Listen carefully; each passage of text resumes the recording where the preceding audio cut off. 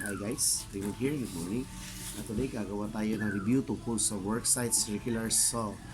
So, marami na akong napapanood na video sa YouTube na wala pang kakaunti pa lang yung mga pinifeature, yung mga sikat na brand lang yung pinifeature nila. So today gagawa natin ng review yung mga medyo hindi naman masyadong kamahalan na power tools. Mura lang, affordable sa nagharap ng mga murang power tools dyan na swak sa budget. So my recommend ko is yung Worksite. Ito yung Worksite guys.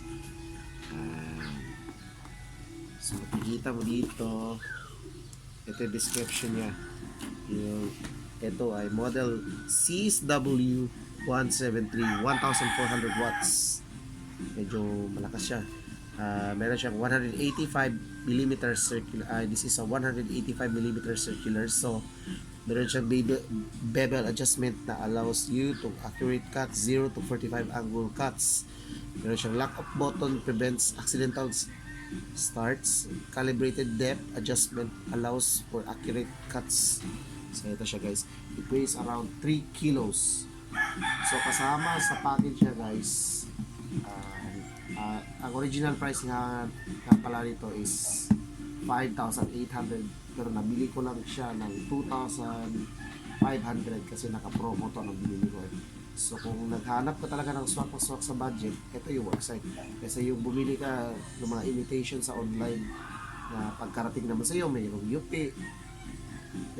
o minsan hindi damage, so hindi mo na may return. So mas advice ko sa inyo guys is bumili kayo sa mga authorized dealer kasi meron siyang warranty tapos may babalik mo pa, guarantee mo pa na functional talaga yung power tools. So ito na siya. So ito siya guys. Ito. Mukha pa lang durable. Matibay talaga siya. Hindi talaga yung basta-basta lang yung pagkakagawa. Hindi gaya ng mga imitation brands. So ito meron siyang blade guard protection para hindi madali yung mga daliri natin. So ito siya handle. Pag nakahati ka, steady lang talaga yung pag-cut mo. Tapos ito yung motor niya. Medyo malaki yung motor niya.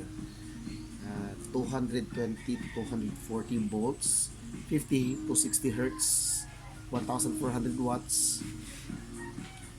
Tapos meron siyang 5,300 RPM.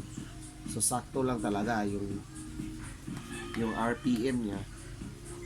Tapos eto guys, meron siyang 0 to 45 degree bevel. Kung mga angle cuts niya dyan. Tapos meron siyang 0 to 60 na 0 to 60 na cutting depth.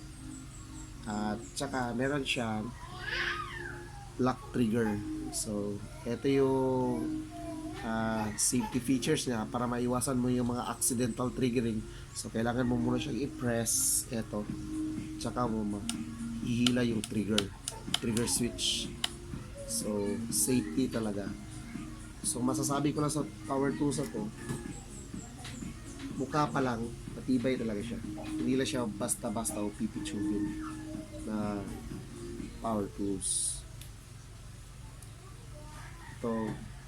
Ito yung base plate niya, sturdy, matibay, medyo makapal.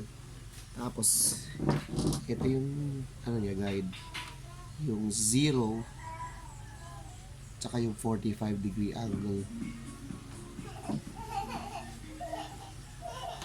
Tapos meron siyang kasamang blade. Ito yung kasama niyang blade na 24 tooth carbide teeth na blade. So pwede mo naman itong palitan, depende sa variations. Pwedeng 100 teeth yun. Basta ganito lang kalaki din yung ipapalit niyo. Tapos meron siya kasamang guide fence. Ito guide fence na guide fence na i-insert mo dito sa gilid. Yan. So kung nagka-cutting ka, para alam mo yung pinuputol mo is accurate talaga. So pero gagamit ka rin ng pero rin dapat guide fence din. Saka sa magkabilaan para accurate talaga yung cuts.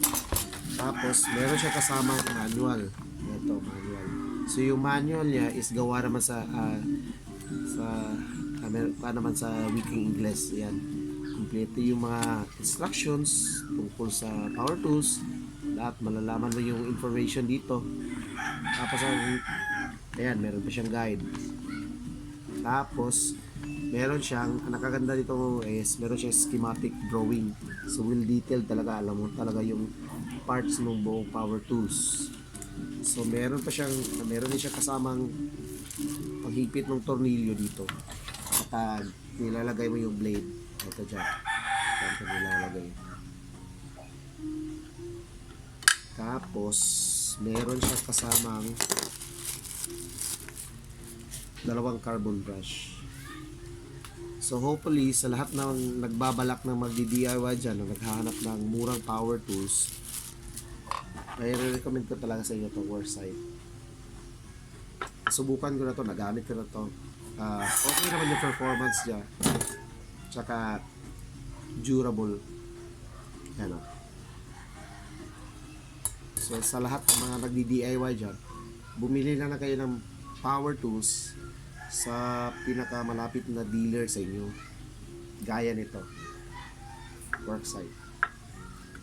Mas matibay pa kaysa bumili kayo sa online. So, hope marami kayo natutunan sa review ko. And thank you for watching, and please subscribe to my channel. Thank you. Bye-bye.